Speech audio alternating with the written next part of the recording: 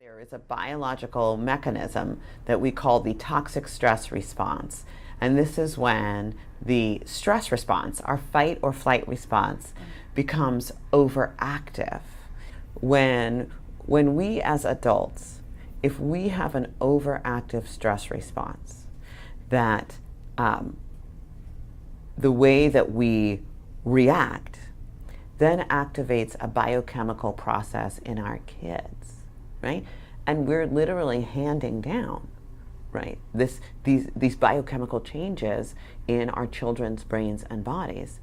That is incredibly important to know, because not only is this happening for many families unintentionally, right, or without an understanding of what the impacts and the repercussions are, but also we're missing this incredible opportunity that we as human beings can biologically buffer each other's stress response. We can reduce the impact on the immune system and the developing brain and all of these things with the buffering impact of safe and stable and nurturing relationships.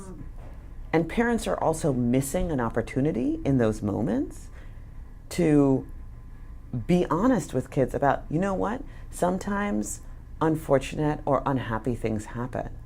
And this is how we deal with it. This is how we talk about it. And to actually have the opportunity to do that buffering, right? And that supportive, nurturing care of kids, as opposed to just covering over it. And that's one of the things that families learn as part of child-parent psychotherapy, is how to essentially speak the unspeakable, right? To honestly talk about difficult things with kids, and especially really little kids, and then figure out a path to healing moving forward. A lot of the times when I talk to people about this work, for folks who are first hearing about it, they say, oh my God, childhood adversity, that's so depressing. Oh, the adverse childhood experiences study, like that's so many people, 2/3 of Americans, like how do you deal with that? Isn't that overwhelming? And for me, it's the exact opposite. What this science does is allow us to understand how this early adversity affects our brains and bodies. And then when we have that understanding, we can develop better tools to prevent the harm that it can cause.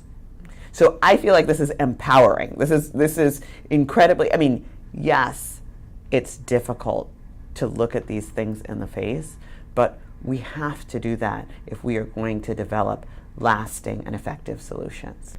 I think the hard part for a lot of us is that talking about adversity and trauma is scary. Just talking about it. Just not talking about it, I don't think is a great solution.